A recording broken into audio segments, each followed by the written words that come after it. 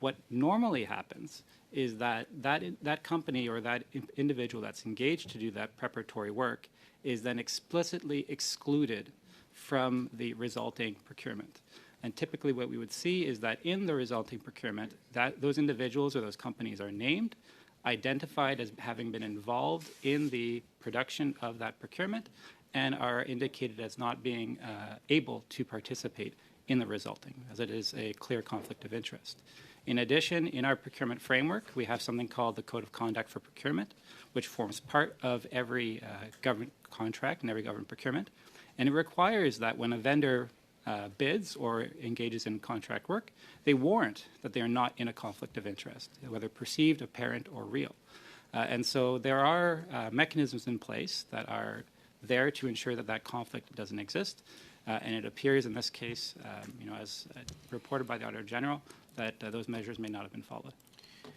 Thank you very much. That is the time. Suivant, c'est Madame Séclet-Degagné pour 2 minutes 30. Ms. Séclet-Degagné, 2.5 minutes, please. Mr. Huppé, I'd like to come back to you. You just said something highly interesting. You said that you mandated each department from an audit standpoint to review the procurement process and to ensure that controls were followed. Now, just prior to that, you said, and you confirmed it immediately thereafter, that there are some people in charge of financial controls within some departments and audit sections who raised red flags and yet were not listened to because it was the directors that made the decisions at the end of the day. So should we perhaps ask those responsible for audits to review the practices that they engage in? Perhaps that might be a solution, but evidently, if directors are going to make decisions that fly in the face of the recommendations and the directives, isn't the system broken? The controls are just not being followed, evidently. Response. Well, my request of these individuals, and I'm not just talking about the person in charge of CBSA, I think that we've gone over that individual with drawn them over the hot coals, and I think that we should now allow the process to play out. But for the contracts that I was referring to, it's a question of the Deputy Minister's accountability, and there are various instruments and mechanisms within departments to ensure that these directives are upheld. Mr. Huppé, I don't have much time. The CBSA is clearly implicated in this, but both in the Auditor General and the CBSA's report, both departments are have the finger pointed at them. Can we just offload all the blame on 2 individuals at the CBSA? That seems a bit short-sighted, in my opinion. No, that's not what we're saying. What we're saying is that we need to ensure that and the government processes that this doesn't occur going forward. But you just said that. Those processes are in place, but they're not being followed. So what of that? You said that right off the bat. You said that there were recommendations and advice issues that weren't followed, but because it was no longer your responsibility. But at the end of the day, you said the buck stops with you when it comes to ensuring that those responsibilities are met. There's a bit of a contradiction there. No, that's not what I said. I did say that there are processes, both accounting and financial processes and controls that normally work within departments. That said, when we see an anomaly of the size and scope that we've just observed, regardless of the organisation one works in, one has to take steps to ensure that if there are lessons to be learned and they apply to us, that they are put in place. So that's what I would say to a department, that these things cannot occur again in their backyard. Now, obviously, sometimes controls are in place, but they're not followed, and that's why we have internal audit processes to ensure that this kind of thing happens as infrequently as possible, and so that we can identify any weaknesses and shortcomings. The floor again for 2.5 minutes, please. Thank you very much, Mr. Chair. Ms. Hogan, I'm going to ask you some questions. I of course, just want to make sure that we have the right information for this committee. And I'd like to give you an opportunity to respond to some of the claims that were made at OGO on February 22nd, and perhaps to provide some clarification for your report. So when Cameron McDonald and Antonio Utano appeared at that committee, they made a number of claims disputing the sourcing of your report that I want to ensure we get correct here. So first of all, Mr. McDonald disputed your statement that there was a glaring disregard for management principles. And he said, I quote, I have always adhered to the core principles, processes, and procedures, including closely tracking and managing the costs of ArriveCan. In fact, I delivered a detailed costing of $6.3 million to my colleague DGs and my supervisor Mindone just prior to my departure, end quote. Ms. Hogan, do you still believe that despite Mr. McDonald's assurances that management principles were not adhered to?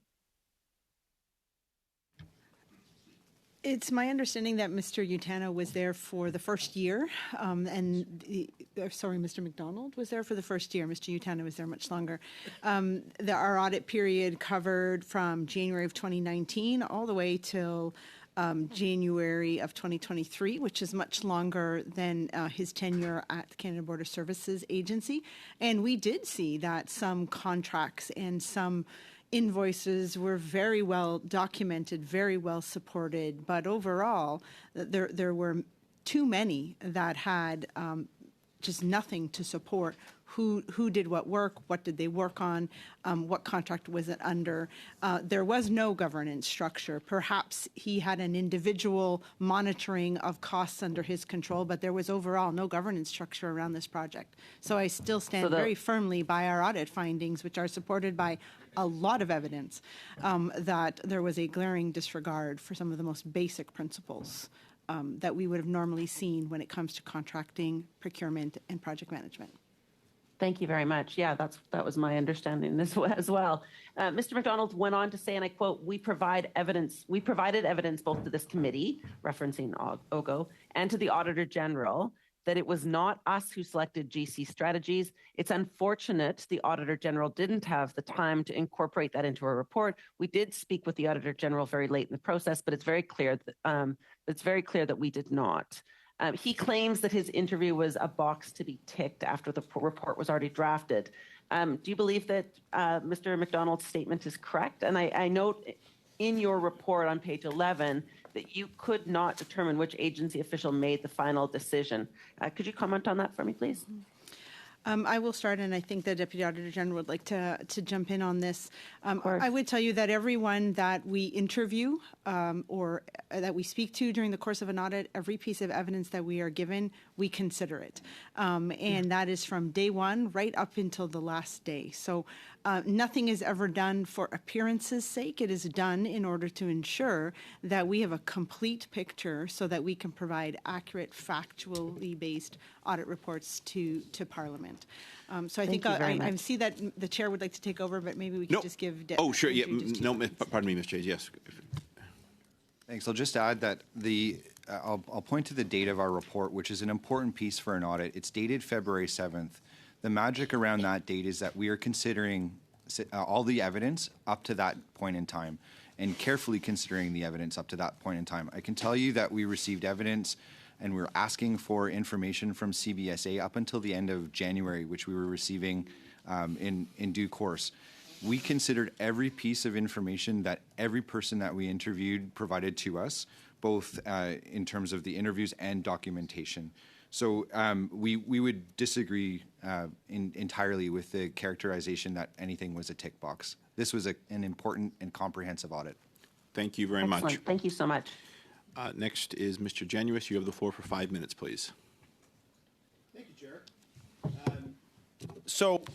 I am quite struck by the fact that Mr. David Yao was an outside contractor while also a government employee. Aside from the fact that, as best we can tell, he was contracted out to do absolutely nothing as part of the whole Arrive scam process, the reason you contract out is apparently because you don't have the expertise inside the public service. That's the whole idea of contracting out. We don't have the expertise internally, so we're going to contract out. So what an absolutely absurd, bizarre spectacle to have the contracting out to a person who is also a government employee. I want to ask a few questions about this. Mr. Hubé, fundamentally, is this allowed? So I can't talk about this particular case, but fundamentally to your question, sir. So the directive on conflict of interest says it's not disallowed, but it really raises flag to the effect, if you're going to have a second employment, if there's going to be any perceived or real conflict of interest, you need to disclose it. So Okay. Sorry, I'm gonna jump in on a few points. Number one, why can't you discuss this specific case? Number two, to say it's allowed but it raises flags. I mean, clearly that's a bit of a problem. It's either allowed or it's not allowed. And in fairness to Mr. Yao, it was on his LinkedIn profile, so it was kind of hiding in plain sight. So I can't talk about this case because I don't know exactly the work that was delivered. I have no clue about the contract itself. Well, one thing is clear, though. Aside from the particulars of the work done, he worked for Veterans Affairs Canada. Yeah. That department got contracts from Dalian. Dalian did work, received money through the ArriveCAN process. It was on his LinkedIn profile that he was both a government employee and a contractor. So based on that, is that allowed? So let me be clear. If there was a conflict of interest, no, it's not allowed. Okay, that's a heck of a caveat, though, sir. Okay, so we can't prevent someone from having a second job. For example, your dad's got a shop somewhere. You go at night and you help him out. That's not prohibited. Okay, but me selling ice cream on the corner while also working for the government is not the same as selling to the same department that I work for. So can you just tell us directly? You said if it's a conflict of interest, then it's a problem. I think it's pretty clear that it is a conflict of interest, and therefore it's a problem. There's an investigation into that. That's why I'm refraining myself from talking about it. D&D is looking into it. If there is a conflict part of the interest, problem in there's this an whole issue. process is that we seem unwilling to call a spade a spade. Like this, the department was selling to the company that he worked for while he was also an employee of the department. So you know, how many investigators do you need to figure out that that's a conflict of interest? Mr. Chair, I think I'm being actually forthcoming here. I'm telling pretty much a spade is a spade in a sense. If there is a conflict of interest, yes, it was a problem. There is an investigation. I'm not privy to those information. Okay. I have no clue. There could be an explanation. So I'm going to let that roll out. But I think I'm being forthcoming and saying absolutely there's a problem. I'm going to bang through a few other quick questions in the time I have left. Last week, my colleague Larry Brock asked for a list of all government employees who are using the Yao double dipping model. Do you have that list available? We for all government, no. Okay, for all government employees that are Now, are for all also departments, we don't have that list. No, absolutely. We've got a list inside TBS of our employees that did declare potential conflicts and Okay, how many within TBS are there? Madame Cahill will. So thank you, Mr. Chair. So for TBS, we have 52 employees who have dual employment, 165 employees, including 40 executive. Sorry, I'm not asking about just dual employment like they sell ice cream on the weekends. I'm asking people that are contractors to the government and employees of the government at the same time. How many do you have at TBS on that? So we have none of those that have like dual employment within the government of Canada as contractors. Okay. Okay. So is there work being done compiling a list across government? Because my colleague asked for that list. Can I come back to? I said, it doesn't fall in, but we'll check. I think this committee will agree to order the production of a list of all government employees who are also employed with or own contracting companies that do work for the government of Canada. Thank you very much. Can I just get the agreement of the committee to? Yeah. So, okay. Pardon me. Of the committee, no. There whatever was the process. There was Ms. Chupe. You had suggested you could provide the committee with something. I just want to make sure our analyst. No, I didn't. Like I said, this doesn't fall under my purview. But definitely, if there's an ask from the committee, I mean, we'll have to figure out. Departments will be on the hook to give the information to someone, so we could give it to the committee, or we'll give it to the. We'll have to figure that out, obviously. Okay. Well, Ms. Jennings, your time is up. Point of order.